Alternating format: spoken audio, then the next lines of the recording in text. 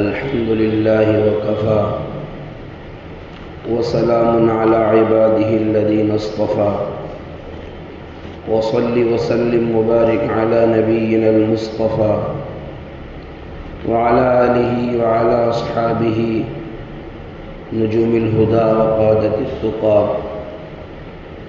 اللهم وفقنا لما تحب وترضى من القول والعمل وجنبنا الفواحش والمعاصي والخطايا والزلل. اللهم آثرنا وأكثرنا وأصلح لنا شأننا كله. لا إله إلا أنت. أما بعد، أعوذ بالله من الشيطان الرجيم. بسم الله الرحمن الرحيم. يا أيها الذين آمنوا كتب عليكم الصيام كما كتب على الذين من قبلكم لعلكم تتقون. وقال تعالى: شهر رمضان الذي أنزل فيه القرآن هدى للناس وبينات من الهدى والفرقان. وقال النبي صلى الله عليه وسلم: قال الله تعالى: الصوم لي وأنا أجزي به، وفي رواية أجزى به، أو كما قال النبي عليه الصلاة والتسلیم. میرے محترم دینی بھائیوں اور بزرگوں، اللہ تعالیٰ نے جو چیزیں آخرت میں ہونے والی ہے ان کی سب کی صورت مثالیہ، ان سب کی مثالیں اور ایگزامپل دنیا میں بھی رکھے ہیں، اس لیے کہ انسان کی سائیکولوجی اور اس کی فطرت یہ ہے کہ وہ بغیر پروف کے کوئی بات مانتا نہیں ہے. کوئی بھی بات اس سے کہو تو پہلا سوال یہ ہوتا ہے: کیا پروف، کیا دلیل؟ اسی لیے انگریزی میں انبیاء علیہم الصلاۃ والسلام کو پروفیٹ کہا جاتا ہے. کہتے ہیں نا پروفیٹ محمد صلی اللہ علیہ وسلم، اس لیے کہ یہ دو چیزوں سے بنا ہے. یا تو پرافٹ سے بنا ہے جس کے معنی فائدے کے آتے ہیں، پرافٹ لاس، یا پروف سے بنا ہے جس کے معنی دلیل کے آتے ہیں. اور روئے زمین پر نبی سے زیادہ واضح کوئی دلیل نہیں لا سکتا، اور روئے زمین پر انبیاء سے زیادہ قوم کو اور امت کو کوئی فائدہ نہیں پہنچا سکتا. یہ بات پکی ہے. ابھی اسکولوں کے ٹائم چل رہے ہیں اور چاروں طرف ایگزام کی مار پڑی ہوئی ہے. اور ادھر اس کے ایگزام، اس کے ایگزام، اس کے امتحان، اس کی پریکشائیں اور پتہ نہیں کیا کیا. بہرحال جو بھی چل رہا ہے مارکیٹ میں سب چل رہا ہے. جب رزلٹ آتا ہے، نتیجہ آتا ہے، جو بچے فیل ہو جاتے ہیں تو وہی چکر میں رہتے ہیں کہ ابو کو رزلٹ کا پتہ ہی نہ چلے اور ہم خود وہاں جا کر نہ دیکھیں تو یہ اچھا ہے. لیکن جو کامیاب ہو جاتے ہیں وہ اپنا رزلٹ ابو کو بھی دکھائیں گے، رشتہ داروں کو بھی دکھائیں گے، واٹس ایپ پہ بھی بھیجیں گے، اسٹیٹس پہ بھی رکھیں گے. تب سب کو پتہ چلنا چاہیے نا کہ ہمارا رزلٹ اچھا آیا ہے. اسی کو تو قرآن نے بیان فرمایا: فَأَمَّا مَنْ أُوتِيَ كِتَابَهُ بِيَمِينِهِ فَيَقُولُ هَاؤُمُ اقْرَءُوا كِتَابِيَهْ قیامت کے دن جس بندے کا رزلٹ اور اس کا نتیجہ، اس کا نامہ اعمال داہنے ہاتھ میں دیا جائے گا، وہ لوگوں سے کہتا پھرے گا، سب سے ہاؤ آؤ ادھر آؤ ادھر آؤ ادھر آؤ، چلائے گا، منادی کرے گا، سنو سنو. یعنی جنت کی جو ٹیکنالوجی ہوگی اس کے حساب سے اسٹیٹس رکھے گا، لوگوں کو کہتا پھرے گا کہ دیکھو اپنا رزلٹ، اپنا نتیجہ، اور ماشاءاللہ بہت شاندار آیا ہے، وہ فلاں جگہ فلیٹ ملا ہے، فلاں انبیاء علیہ السلام کی بستی میں ملا ہے، وہ ابو بکر رضی اللہ عنہ کے قریب میں اپنے جنت کا حصہ دیا گیا، کہے گا لوگوں سے. کیوں؟ اعزاز کی چیز ہے اور کہنا بھی چاہیے، حق بھی بنتا ہے اتنا تو.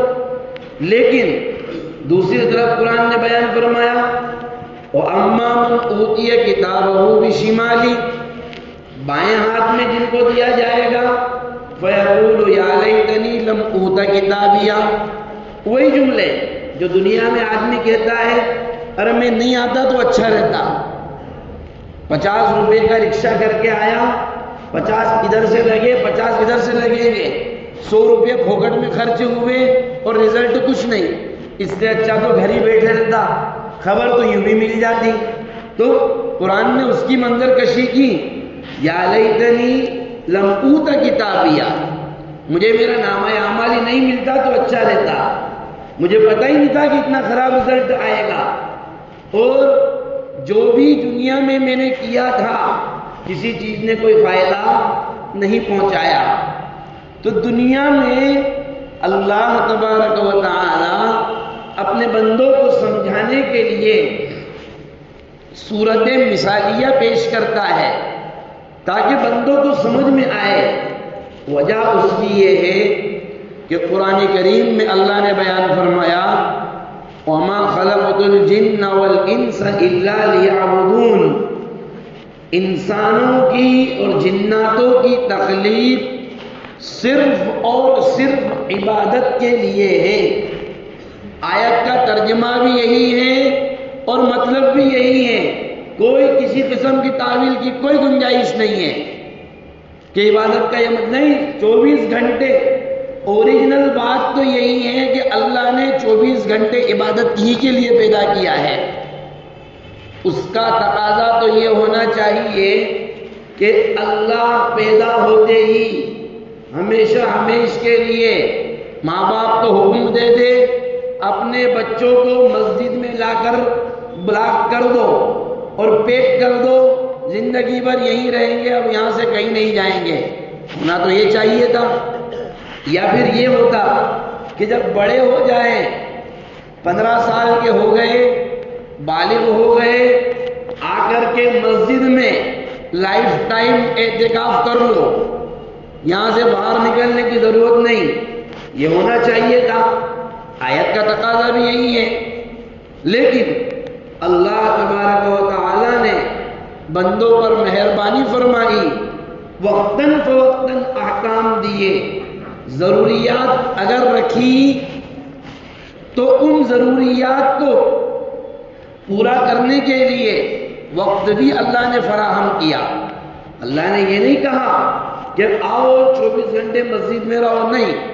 صبح اٹھو تو شکرانے میں فجر کی نماز ادا کرو، فجر کے بعد کام کاج پر جاؤ، ظہر تک اچھا خاصا کما لو، جب آؤ تو ہم نے تم کو روزی دی، شکرانے میں ظہر کی نماز ادا کرو.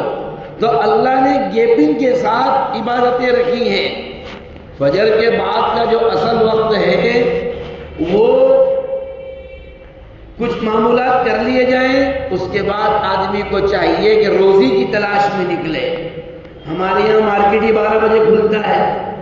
برکت کا جو وقت ہے اس وقت میں ہم سارے ہی سو رہے ہوتے ہیں، تو برکت کے جتنے بھی سافٹ ویئر آئے ہوئے ہوتے ہیں ہمارے اٹھنے سے پہلے وہ سارے کے سارے انسٹال ہو جاتے ہیں. تو پھر برکت کہاں سے آئے گی؟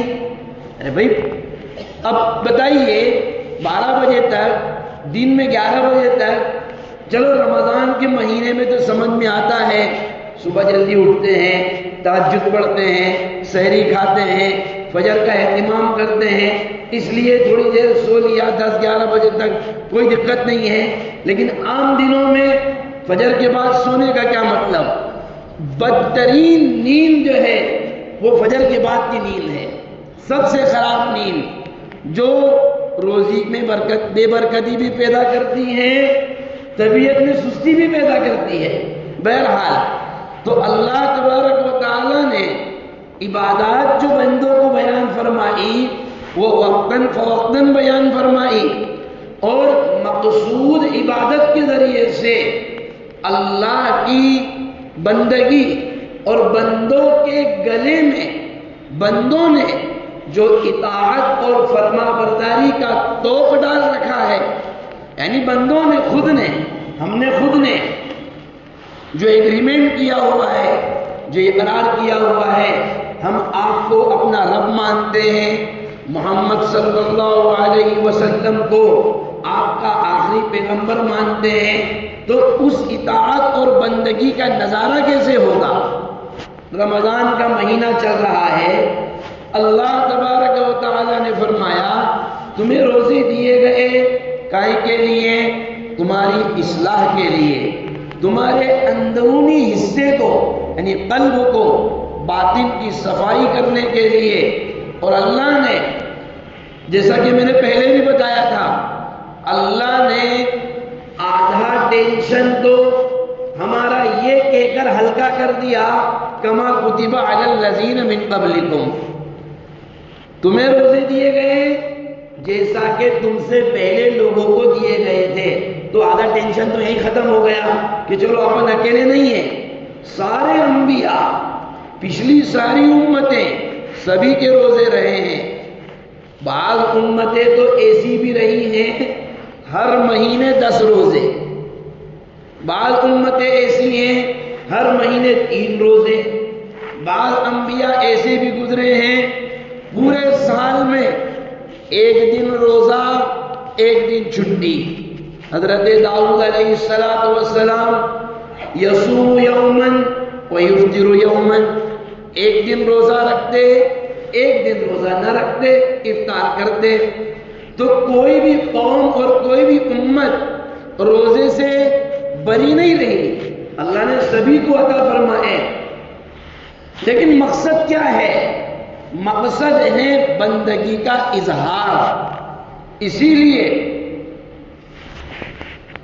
صبح صادق سے لے کر تو غروب آفتاب تک یہ جو وقت ہے، اس میں آدمی تنہائی میں بھی رہتا ہے، اکیلے میں بھی رہتا ہے. کبھی ایسا بھی ہوتا ہے گھر میں سویا ہوا ہے اور کوئی نہیں ہے، اکیلا ہے، فریج بھی ہے، سب کچھ ہے. لیکن روزہ ایک ایسی عبادت ہے جس میں اخلاص پہلے سے ہی شامل ہے، اخلاص اس میں انکلوڈ ہے، ملا ہوا ہے. کیونکہ آدمی یہ سوچے کہ میں لوگوں کے سامنے کچھ نہ کھاؤں، اکیلے میں کچھ کھا لوں، روزہ ہو ہی نہیں سکتا ہے، ختم ہو جائے گا. اور ایسے کامل و مکمل کیا کہ اگر صبح صادق ہو کر 1 منٹ 2 منٹ ہو جائے، آپ یہ سوچیں کہ 2 منٹ کی تو بات ہے، اگلے 14 گھنٹے تو سائلنٹ رہنا ہی ہے، چلو لاؤ 2 گھٹ پانی پی لوں، بتائیے مجھے روزہ ہوگا اس کا؟ پورے دن آدمی بھوکا رہا، پورے دن. افطار کے وقت میں خالی 2 منٹ پہلے افطار کر لے، چلو تو ہونے سے 5-1 منٹ پہلے ہی کیا فرق پڑ رہا ہے؟ اتنا تو دھک جائے گا. بتائیے دھکے گا؟ نہیں دھکے گا، کیونکہ آپ کو کامل و مکمل کرنا ہے تو اس سرے سے اس سرے تک مکمل طریقے سے ہونا چاہیے. اور اصل مقصود اللہ تبارک و تعالی بندے کی گردن کو جھکا کر یہ بتلانا چاہتا ہے کام وہ ہوگا جو ہم چاہیں گے. اسی لیے حدیث میں ہے رسول اللہ صلی اللہ علیہ وسلم نے ارشاد فرمایا میری امت خیر پر باقی رہے گی جب تک کہ افطار سحری کو وہ لیٹ کرے اور افطار کو جلدی کرے. یعنی سحری کھانے کا سنت طریقہ یہ ہے کہ جب وقت ختم ہونے والا ہے اس سے کچھ دیر پہلے کھائیں. یہ اسپیشل سنت ہے. 12 بجے رات کو آپ کھا کر سو گئے، سحری کی آپ نے پارٹی رکھی اور 2 بجے رات کو گوشت مانڈے بنا بنو کر کے کھا کھوا لیے اور آپ نے سوچا سحری ہو گئی، ٹھیک ہے روزہ ہو جائے گا. لیکن اصل سنت کیا ہے؟ 5:28 پر 29 منٹ پر وقت ختم ہو رہا ہے، آپ 5:10 پر، 5:15 بجے، 5:20 پر کچھ کھاؤ اور اسپیشل کھاؤ، سنت کی نیت سے کھاؤ. یہ ایک مستقل عبادت ہے. اور افطار میں توپ ہو گئی، مغرب کی اذان ہو گئی، آپ کا روزہ پورا ہو گیا. کھانا واجب نہیں ہے. ایسا نہیں ہے کہ آپ نہیں کھائیں گے تو روزہ نہیں ہوگا. آپ کھاؤ یا نہ کھاؤ آپ کا روزہ مکمل ہو گیا. مغرب ہوتے ہی روزہ مکمل ہو گیا. لیکن رسول اللہ صلی اللہ علیہ وسلم نے اسپیشل حکم دیا کہ مغرب ہوتے ہی، افطار ہوتے ہی کچھ کھا لو، چاہے ایک کھجور کا ٹکڑا ہی کیوں نہ ہو اور پانی کے 2 گھونٹ ہی کیوں نہ ہو. وہ الگ بات ہے کہ کھجور اور پانی سے کوئی آج کل دم والی کوئی بات رہ نہیں گئی ہے. ہم کو تو بڑے چاہیے. جب تک کہ ہمارے دسترخوان پر ایک بھجیے اور پاپڑ کا ہول سیل کا پارکنگ نہیں پہنچے، اس کی پوری پیکنگ نہیں آئے، اس وقت تک ہمارے یہاں تو افطاری میں مزہ ہی نہیں آتا ہے. اسی لیے تو مغرب کی اذان کے بعد 10 منٹ لیٹ تک نماز کرنا پڑتی ہے. امام صاحب کو اسپیشل کہنا پڑتا ہے کہ رمضان میں مغرب کی نماز 10 منٹ بعد کھڑی کرنا. کیوں؟ اس لیے کہ پورے دن امت نے جو صبر و ضبط کا باندھ جو بندھا ہوا تھا، اس کے بندھن جو ٹوٹے ہیں اور جو حملہ ہوا ہے چاروں طرف سے افطاری پر اور توپ خانے میں ظہر سے لے کر 6:30 بجے تک جو رونقیں نظر آ رہی تھی، ان ساری رونقوں کو جو تہس نہس کیا گیا ہے، اس کے شکرانے میں 10 منٹ لیٹ مغرب کی نماز کی جائے گی. تو افطار نبی صلی اللہ علیہ وسلم نے اسپیشل کہا اس ٹائم کچھ کھاؤ. تمہارا من نہیں ہے، ارادہ نہیں ہے تو بھی کھاؤ. کیوں؟ اس لیے کہ یہ ہماری سنت ہے اور تمہیں اتباع، اقتداء اور اطاعت بتلانا مقصود ہے. اسی لیے 2 چیزیں ہیں، ایک ہے اطاعت اور ایک ہے اتباع. اطاعت کہتے ہیں احکام کے ماننے کو. اللہ نے جہاں کہیں بھی احکام نازل فرمائے اور اپنا حکم جہاں بیان فرمایا، وہاں لفظ استعمال فرمایا اطیعوا اللہ، اطاعت کرو. اور نبی صلی اللہ علیہ وسلم کی جہاں بات آئی وہاں دونوں باتیں استعمال فرمائی، اطاعت بھی اور اتباع بھی.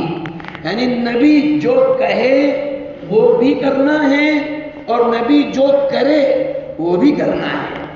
ان کنتم تحبون اللہ فاتبعونی، فرمایا اللہ سے محبت کرتے ہو میرے پیچھے پیچھے چلو، جیسا میں کہہ رہا ہوں، جیسا میں کر رہا ہوں.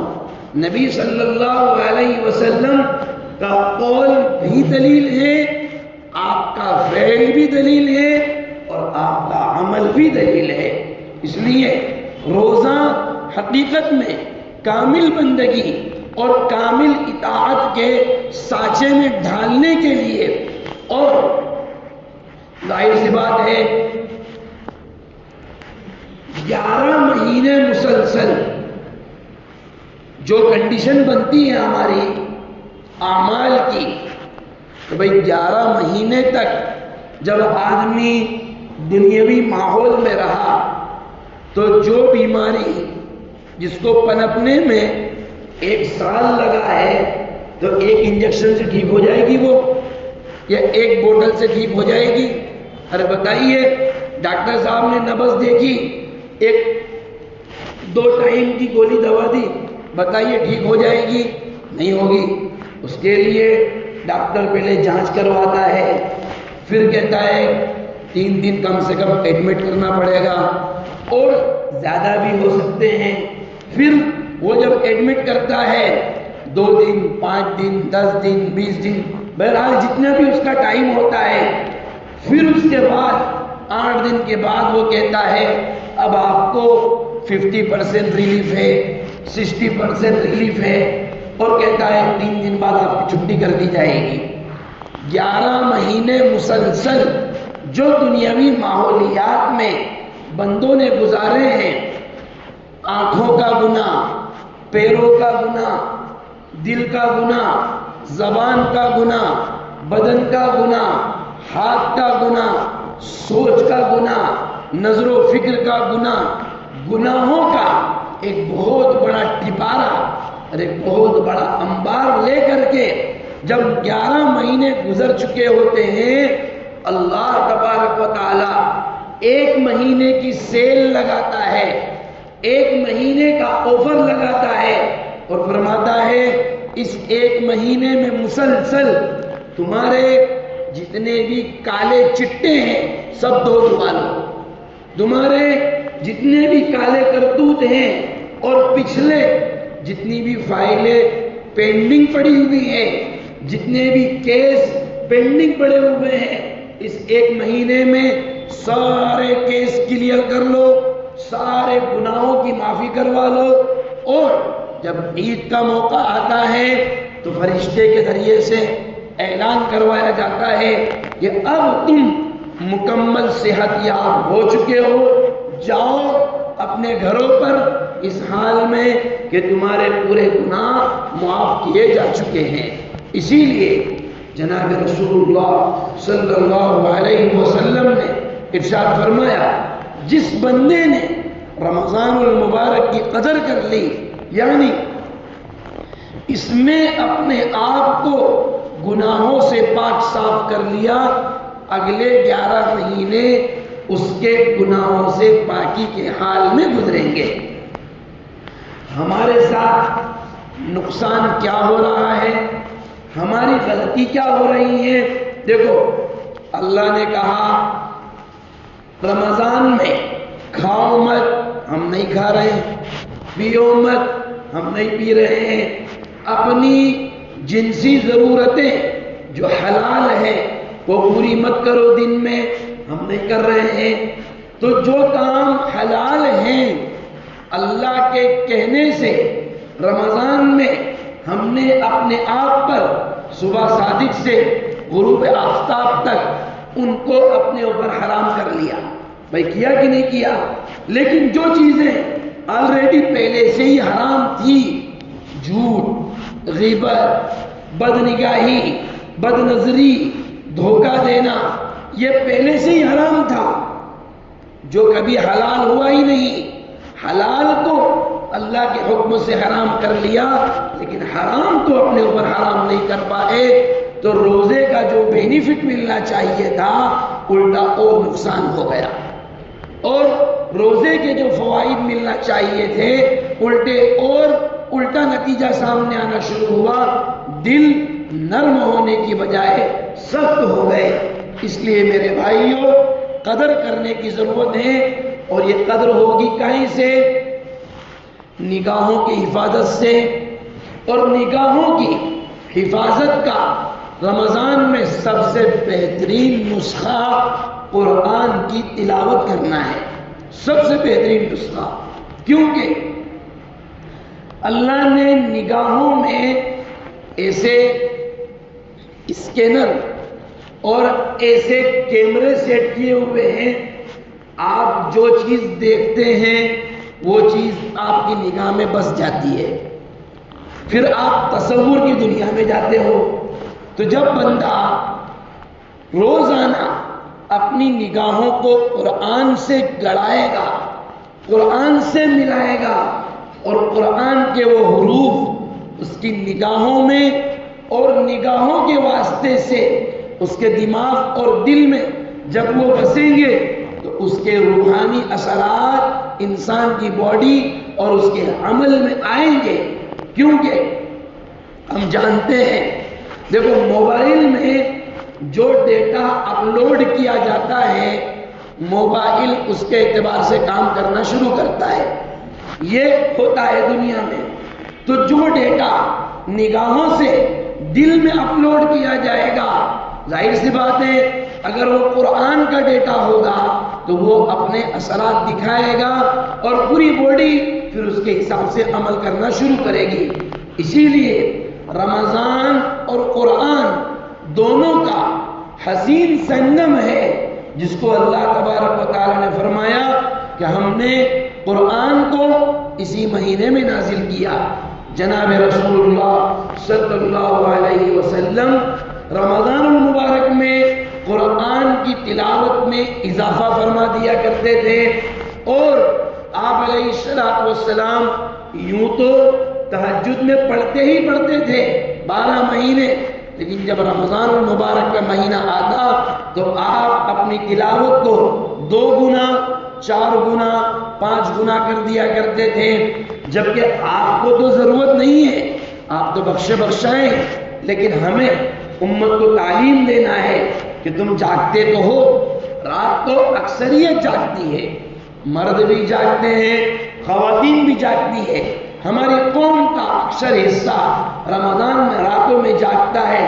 کیا ہی اچھا ہو کہ اس وقت کچھ رکعت تہجد کی پڑھ لی جائے، دعاؤں کا اہتمام کر لیا جائے.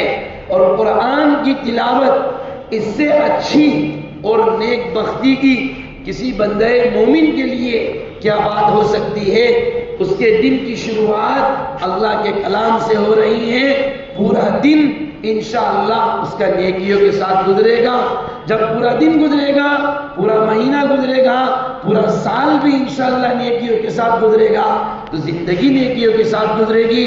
اور یہی تو روزوں کا مقصد ہے کہ تمہاری زندگیوں میں اللہ کا ڈر، نیک اعمال کی کیفیت، صلاح، تقوی اور اصلاح ڈال دی جائے. اللہ تبارک و تعالی ہم سب کو کہنے سننے سے زیادہ عمل کی توفیق عطا فرمائے. اللہ ہم سب کی اصلاح فرمائے. اللہ تبارک و تعالی اس ماہ مبارک کی قدر کرنے